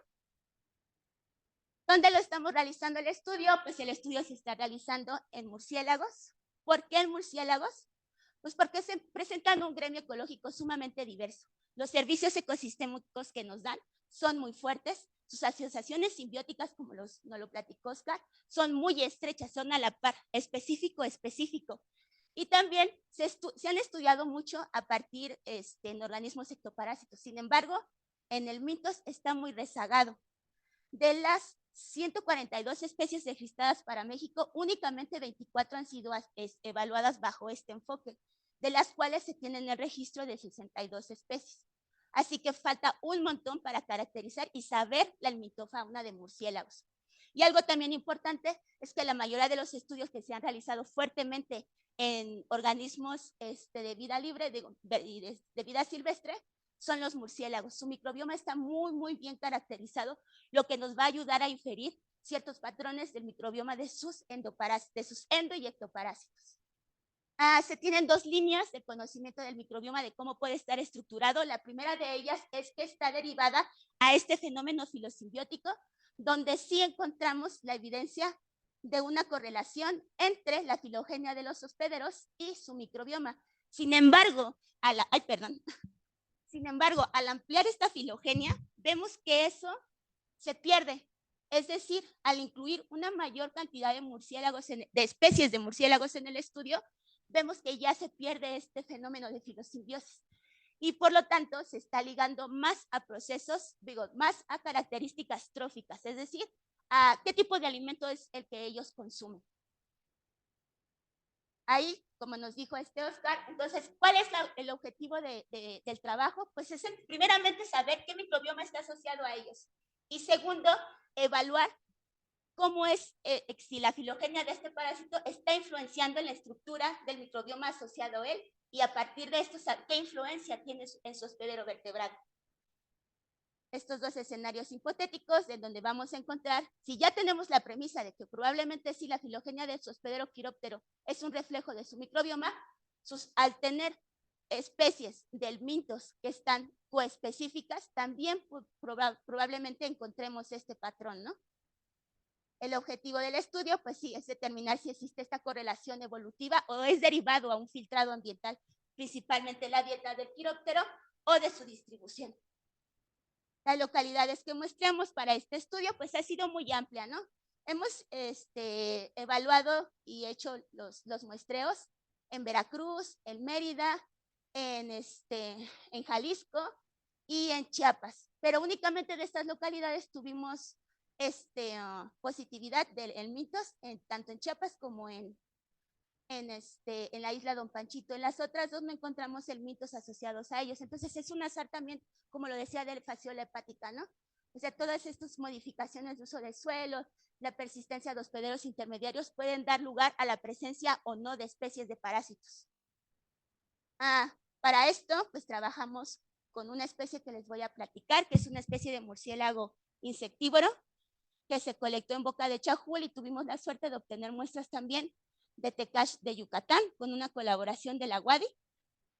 El hospedero las especies de mitos que les voy a presentar hoy están asociadas a este quiróptero, que es Pteropteris capleri.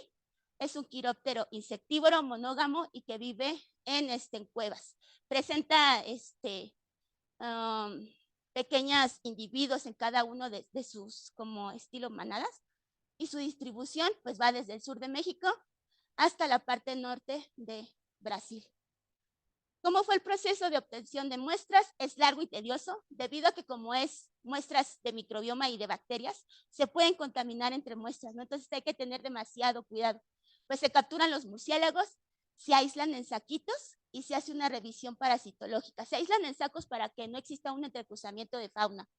Se aíslan, se hace la eutanasia con isoflurano, se llevan al laboratorio y se hace la revisión endoparásita para la búsqueda de los endohelmintos y se fijan en nitrógeno líquido. Para la que como se tiene que saber qué especie de parásito es, se tiene que dividir en distintos lotes. Estos lotes va a ser para una caracterización morfológica y el otro para la caracterización molecular, tanto del helminto como del microbioma asociado a él. Y tenemos que tener un sinfín de controles para evidenciar que realmente, como el parásito está en contacto en diferentes ambientes dentro de su hospedero como en el ambiente externo, tenemos que tener estos controles para evidenciar que el microbioma que estamos caracterizando realmente es el de ese parásito. Aquí unas fotos en colaboración con aquí está mi compañera Sham, haciendo el hisopado de los murcios de su trabajo. Aquí está una colaboración con la doctora Osiris Gaona de Mérida y un poco de todo el proceso que llevamos a cabo. Acá otro, este es en Veracruz, aquí el proceso de la revisión de los ecto y de los endo y algunas imágenes de las localidades que hemos muestreado. Y bueno, en esta parte les voy a mostrar únicamente Dipteropteris capleri. Hemos revisado otras especies de quirópteros.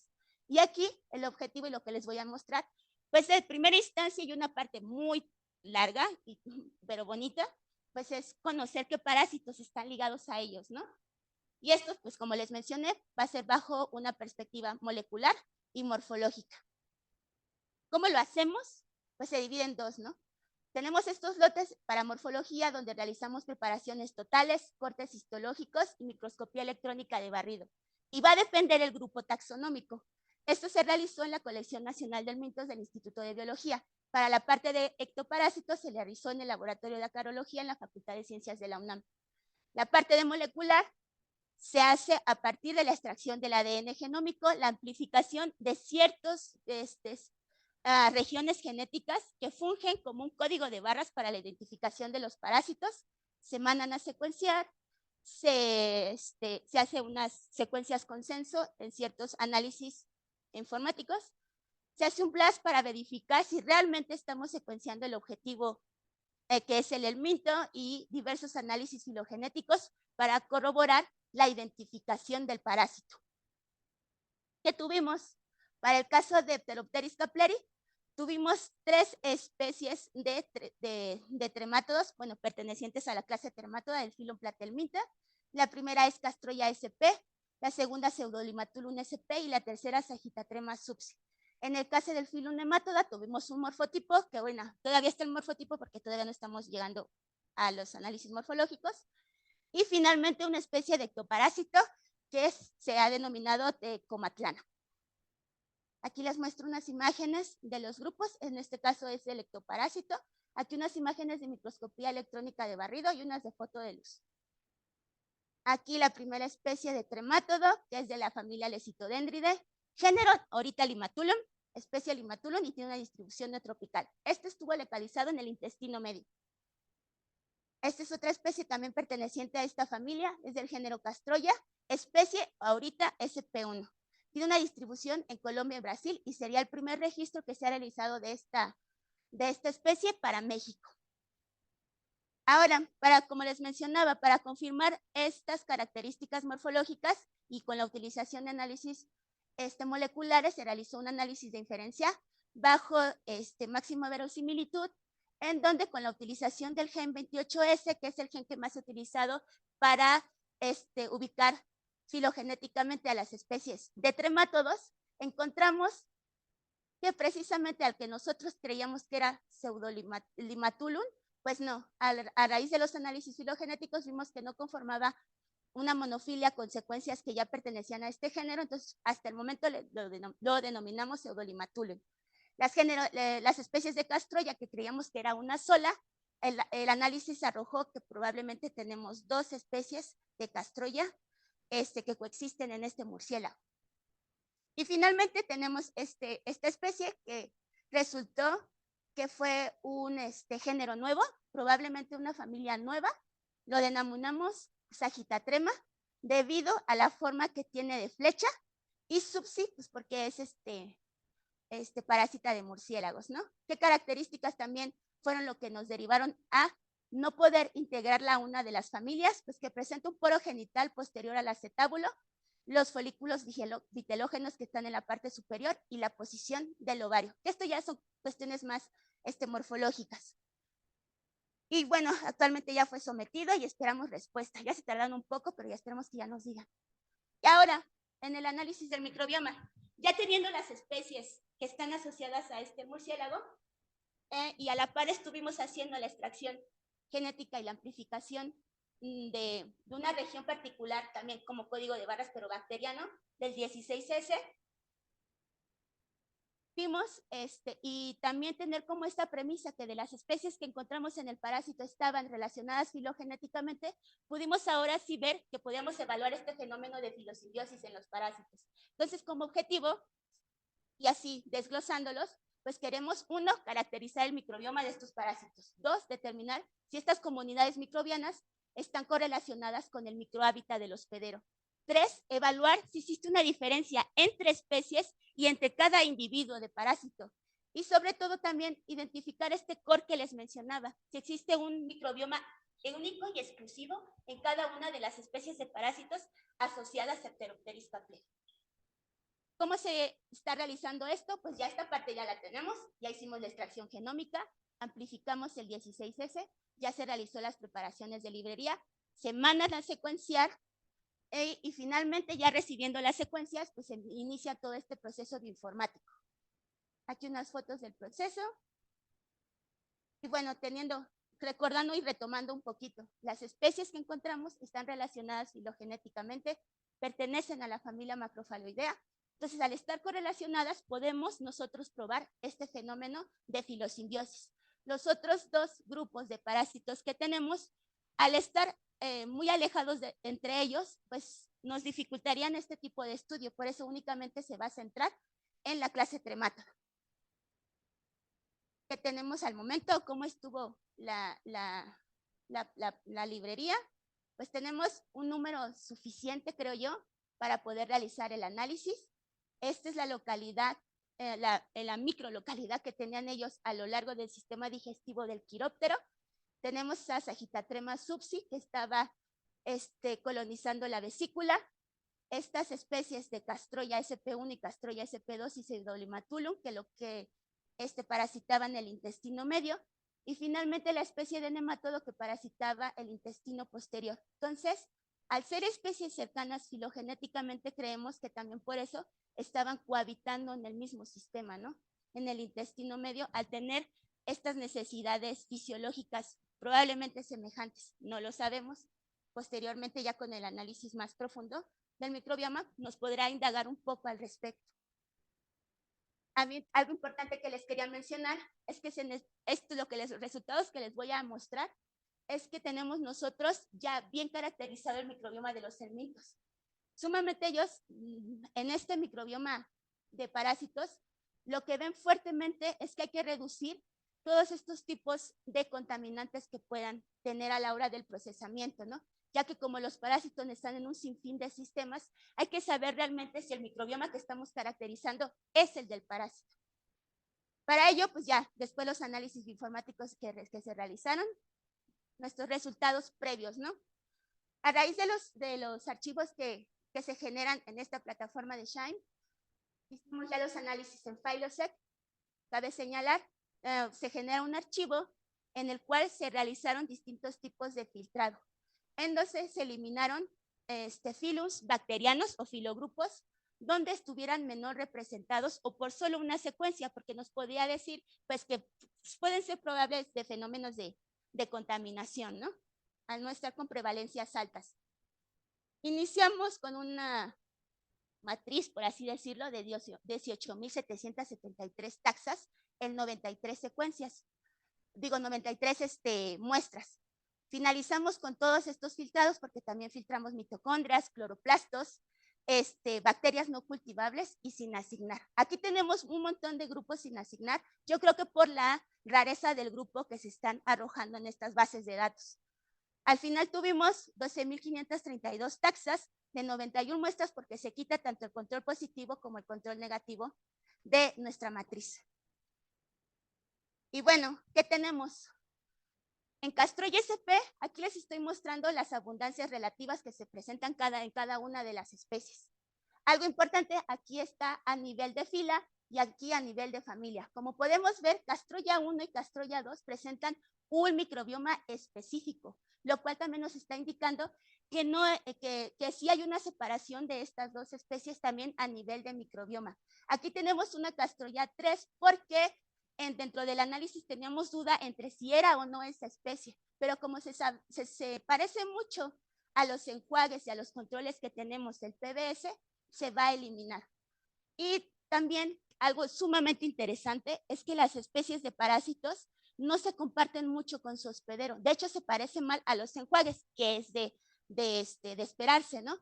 Y también algo importante es que vemos unas prevalencias, grupos con abundancias inferiores a menos del 5%, lo que se conoce como el low microbiome, algo así, que donde este bajo microbioma o de representantes con menos de 5% de abundancia son raros en las bases de datos.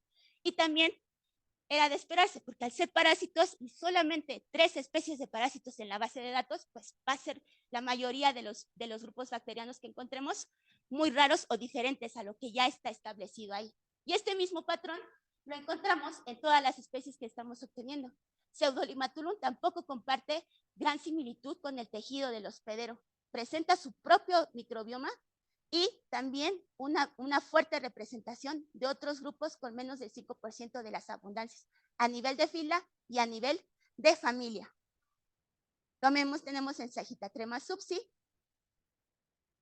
y el mismo patrón se evidencia en Nematoda. El Nematoda me causó también mucha impresión porque es un grupo sumamente diferente a Trematoda, se localiza en otro microambiente y tiene un mayor porcentaje de estos low microbiome, ¿no? Entonces, hay que ver qué es lo que encontramos aquí para saber qué es lo que lleva a cabo de función dentro del parásito.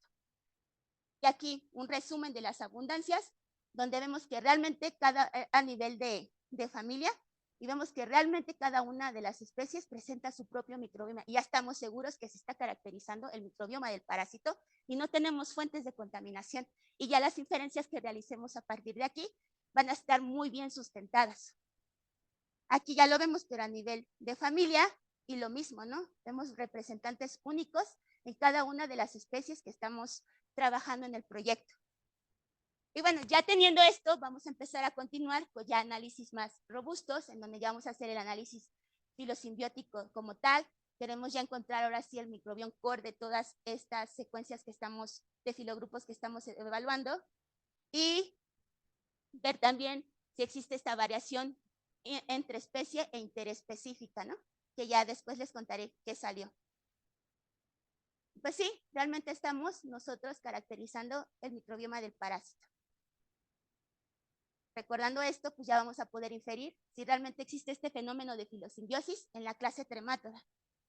Y bueno, no quiero terminar la charla sin agradecer a todas las personas que han colaborado, porque es un trabajo muy grande y pues cada una de las etapas, toma de colecta, la elaboración de un sinfín de reactivos, todos ya en el proceso y la elaboración de los manuscritos, pues es muy, muy pesado y lleva varias etapas, ¿no? Entonces no hay que dejar de agradecer. Y sobre todo a mi tutor, el doctor Oscar Rico, y a mi cotutora, la doctora Luisa Falcón. Gracias.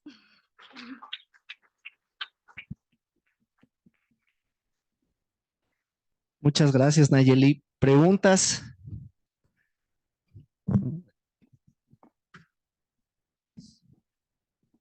Sí, perdón, me perdí en la parte de donde caracterizaste las especies de tremátodos.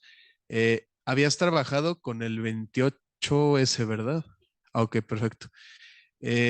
¿Consideraste un poco poder establecer la relación trabajando, ¿no? 28S, ¿no? Con cada especie por separado para poder hacer una red de haplotipos y relacionar el patrón de los haplotipos con los patrones bueno, en el microbioma, ¿no? O sea, si había como que alguna relación en cuanto al patrón que te arrojaron los microbiomas y las redes que te dio por cada tremátodo. Bueno, no sé si lo hayas considerado. No, esa parte como más evaluarlo a nivel poblacional, no lo hemos considerado, pero sí se podría, ¿no? Porque ya que tenemos la caracterización, porque en la mayoría de los trabajos que se han hecho para caracterizar el microbioma lo hacen por pulse. Como sabes, los parásitos son sumamente pequeñitos, ¿no? Entonces el tejido que tenemos es muy deficiente. Por lo tanto, la mayoría de los estudios utilizan entre 5 a 8 individuos, pero y hacen los pools para caracterizar el microbioma. Pero afortunadamente aquí se pudo realizar a nivel individual. Entonces, por población o por especie del minto, sí se va a evaluar si hay una modificación individual de este microbioma. Que sí, ya posteriormente será otro paso que queremos llevar a cabo. Ay, hola. Hola. Me gustó mucho tu ponencia, excelente. Gracias. Yo te quiero preguntar, a lo mejor está un poco abstracta, pero a mí me gustaría saber qué tan complejo sería abordar una infección ocasionada por el mintos a partir del microbioma del parásito. Sí, eso es sumamente interesante. De hecho, tengo una amiga, Anita Santa Cruz, ella está haciendo su postdoc en el Stone. Ay, no recuerdo bien el instituto. Pero ellos quieren evaluar precisamente eso, porque quieren ver estas etapas que existen en el proceso de infección del parásito y ver cómo modifica el microbioma que está asociado a él. Y a raíz de eso, ver todos estos procesos de inflamación y de respuesta inmune que se está llevando a cabo en el hospedero, ¿no? Y algo, bueno, no sé si en algún futuro lo pueda llegar a hacer, es también ver, ya caracterizando el microbioma del helminto, ver qué función tiene el microbioma del helminto colonizando ya el hospedero, ¿no? Porque muchas veces se cree que únicamente va a alterar el microbioma del hospedero en este proceso de respuesta inmune. Pero no sabemos, porque también se sabe que, bueno, han hecho evaluaciones donde llega el helminto y este proceso, sobre todo en las primeras fases del sistema inmunológico, ve que la respuesta inmune es sumamente rápida. Entonces quieren evaluar cómo es la respuesta también del microbioma para evitar estos procesos de disbiosis a lo largo de él. Porque las estrategias, hay un estudio de un céstodo de salmones donde han evaluado el microbioma externo de este parásito, ¿no? Entonces vieron que sí era único del céstodo y que lo ayudaba a tener un proceso de adaptación local en el hospedero y que el hospedero vertebrado, no tenga una repulsión a este parásito, sino al contrario, sino que haga que el parásito lo tome como parte de él. Entonces son estas características ya no morfofuncionales, digo morfológicas, sino más fisiológicas de respuesta para evadir a la defensa del hospedero, ¿no? En este caso, el vertebrado. Muchas gracias. Hola Nayeli, muchas gracias por tu plática. Yo tengo dudas sobre la parte metodológica. Comentaste un poco el procedimiento para obtener las muestras. Comentaste el hisopado, pero que también después se llevaban los cuerpos para la revisión del sistema digestivo. Ajá. ¿El hisopado es rectal y es para obtener el microbioma del hospedero? Aquí está Sham, así que si me falla, no lo recuerdo, llame. Lo que primero hacíamos como es un proyecto con múltiples tesis, ¿no? Entonces, mi compañera Sham, ella lo que va a estar realizando en su proyecto doctoral es la caracterización del microbioma del murciélago. Entonces, como no tenemos que tener esas fuentes de contaminación, el primer paso siempre era hacer el hisopado del murciélago para evitar cualquier tipo. O sea, llegaba el murciélago y lo primero que se hacía era el hisopado del murciélago. El hisopado, como es de piel, lo hacía a lo largo de todo el cuerpo. Posteriormente a eso, ya se colectaba el murciélago todo con lo más séptico posible, ¿no? Cubrebocas, guantes de látex, entre cada murciélago nos limpiábamos, nos cambiábamos de guantes para evitar también entrecruzamiento de bacterias, ¿no? Se ponían los murciélagos en bolsas Ziploc estériles para que ellos ahí defecaran y la obtención de estas heces que también está caracterizando Sham. Ya a partir de eso, ya que tuviéramos estas dos muestras libres, ya se procedía a pasar a los murciélagos a sacos individuales también estériles, lavados. Bueno, como es campo, es muy difícil llegar y tener ahí una, para poder, ¿cómo se dice? Una zona estéril y donde esterilizamos el material. Ajá, el autoclave. Entonces, pues no vamos a estar cargando en nuestra autoclave. Bueno, creo que hay unas compactas que yo creo que en un futuro ya podríamos llevar. Entonces, se lavan con cloro los sacos. Y ya, bueno, la primera colecta si los tenemos estériles y ya se ponen individualmente. Ya posteriormente, pues conforme vamos haciendo las eutanasias, pues todo se hace de igual manera, ¿no? En el laboratorio tratamos de tener pues lámparas de alcohol entre cada individuo y entre cada órgano. Limpiábamos todos los instrumentos, las cajas Petri, y sobre todo al final, ya que teníamos aislados todos estos gusanos o individuos, lo que se hacía eran múltiples lavados y toma de muestra de todo, del PVS que utilizábamos, de la solución salina. También en el momento de amplificación hacemos una columna que únicamente esté libre, que se conoce como el kit PIOM, porque muchas veces está contaminado y entonces eso también se hay que sustraer de la muestra. Y todo esto son prácticas que se han sugerido para la caracterización del microbioma y evitar la contaminación a lo más posible de la muestra y asegurarnos que se está caracterizando el microbioma del parásito. Vale, gracias. Y tengo otra pregunta, bueno, es como curiosidad, porque mencionaste que muestraste varios lugares, pero solo estás reportando ahorita como los resultados de una especie. Quería saber si hay como un motivo en especial del por qué escogiste esta especie o si se tiene planteado pues también abarcar otras especies en un futuro. Sí, lo principal fue el éxito de encontrar el Mintos, ¿no? Porque al inicio el proyecto se había planteado con otro grupo, pero la mayoría de ellos, ya en las bases de datos de la colección del Mintos sí se tenían los registros que estaban parasitados con el Mintos para esa región. Sin embargo, cuando nosotros fuimos, ya no encontramos positivos. Entonces, una de las estrategias fue cambiar de otros grupos donde tuviera un mayor registro de endohelmintos obtenidos, ¿no?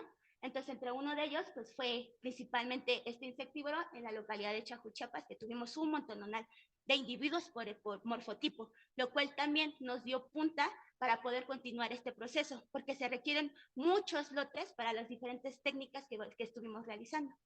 Y las otras especies, pues están todavía en proceso, ¿no? Entonces, ahorita lo que mostré fue lo que más tenemos avanzado del proyecto.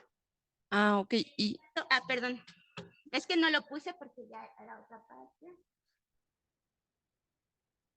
En el caso de esta localidad, aquí tenemos más especies muestreadas, pero ya lo vamos a hacer a otro nivel. Aquí no va a ser únicamente con una especie de hospedero, que es el caso de Pteropteris papleri, sino aquí vamos a evaluar ya todas ellas, ¿no? Que pertenecen a este mismo género. Aquí sí ya hubo un objetivo, evaluar si especies que pertenecen a un género presentan la misma macrofauna y microfauna, es decir, la misma, bueno, los mismos ectoparásitos, y que también existe una correlación entre el microbioma asociados a ellos debido a que presentan, pues están dentro de un mismo género, ¿no? Ok, vale, muchas gracias. De nada. ¿Alguna otra pregunta? Ok, si no hay, yo sí tengo un par. Primeramente, Nayeli, muchas gracias. Es un trabajo que te debo de aplaudir. Por ahí alguna vez me tocó en un curso del Instituto Pasteur ver cuando hablaban del análisis de microbioma y realmente hecho en ratones y demás era algo muy complicado, ¿no? Desde que nacían estaban en cámaras donde no tenían contacto con completamente libres, ¿no? Y por eso es plausible lo que tú estás realizando. Ahora, las preguntas que a mí me surgieron, por ejemplo, tú si estás colectando hospederos, en este caso murciélagos, y estás determinando ecto y endoparásitos, ¿has considerado, yo soy el loco del estudio de las enfermedades parasitarias desde el punto de vista del dimorfismo sexual? ¿Has considerado algunos factores como podría ser la edad, el estadio fisiológico o el sexo de los murciélagos y lo has correlacionado con la presencia de la prevalencia, la intensidad de la parasitosis en esto que tú estás haciendo? Aquí factores ya más poblacionales de los parásitos no los he incluido, pero sí sería una buena parte de inclusión, porque también ya en animales de vida silvestre, en otros grupos, han visto que sí existe, y en otros grupos también de murciélagos, han visto que existen esas diferencias a partir de todos estos, bueno, grupos demográficos, ¿no? Hembras, machos, juveniles, adultos. Entonces sí sería muy bueno evaluarlo en los diferentes tipos de hospederos, pero también sería muy bueno evaluarlo en los parásitos, ver si en el caso de los nematodos, entre machos y hembras y en los distintos tipos larvales. Un trabajo que realizaron, pero sí, esto sí fue un muestreo sumamente grande.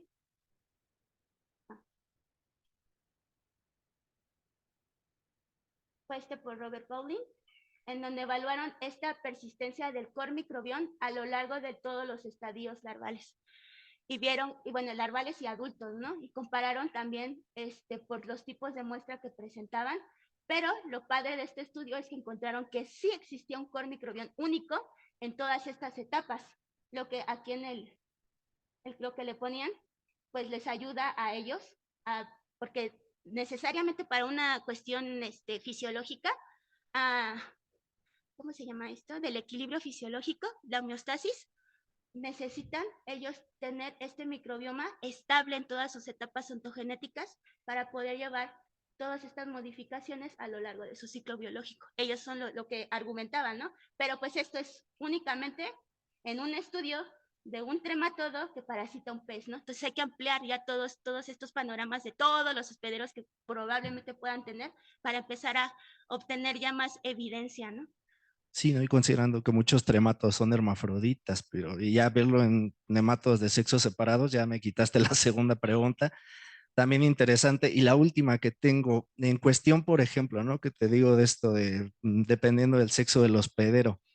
¿Podría pasar que, por ejemplo, ectoparásitos hematófagos o endoparásitos hematófagos que se alimentan de la sangre de un hospedero macho o hembra tuvieran repercusiones en la microbiota o en el microbioma del parásito? Hablando que tú mencionaste que parte importante del microbioma está dictada por la dieta, ¿no? Tiene una influencia la dieta sobre el microbioma de estos, pues de mamíferos y pues espero que parásitos. ¿Tú qué consideras en esa parte?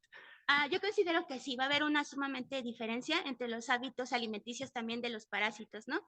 Y también el ectoparásito va a tener también una fuerte influencia en el sistema del microbioma, pues de piel del hospedero, ¿no? Entonces se debe de considerar en este caso todo. Vemos una variación sumamente fuerte entre los grupos de parásitos, por eso al momento de hacer al momento de evaluar los resultados que tengamos, va a ser de mucho cuidado porque los grupos son sumamente diferentes y las condiciones también. Entonces, sí, se tiene que considerar todas estas características que nos mencionas. Ok, y ya para finalizar, no me quedó muy claro, ¿sí trabajaste con hospederos murciélagos, tanto machos como hembras? Sí. Ah, ok, bueno, tienes datos valiosísimos, así que como les dicen, sáquenle todo el jugo posible a sus resultados, ¿no? Los colectamos a los murciélagos, les tomamos la información de todo, morfológica, temperatura, también el estado de reproducción del hospedero para posteriormente hacer pues todas estas correlaciones a nuestros resultados. Ok, gracias Nayeli, felicidades. ¿Alguna otra pregunta por acá del auditorio? Pues creo que ya no hay, si no, pues luego te podrán ver y preguntar las dudas que tengan. Ok, nuevamente pues muchas gracias. Un aplauso también para Nayeli y para el doctor Oscar. Bueno, pues si no hay más dudas, quiero agradecer nuevamente al doctor Oscar, a la maestra en ciencias Nayeli, por haber participado en el seminario del Departamento de Parasitología perteneciente al mes de abril. Realmente nos enriqueció a todos muchísimo las pláticas que nos vinieron a dar, abrieron el panorama para nuevas cosas que ya estamos por ahí ideando. Ojalá y se abran futuras colaboraciones. Y pues a todos los asistentes, muchas gracias por haber asistido. Estén al pendiente de las redes sociales del Departamento de Parasitología para que puedan ver cuándo es el siguiente seminario y los temas que se van a dar. De parte de la doctora Yolanda Vera y un servidor, les agradecemos mucho su presencia. Que tengan una excelente tarde.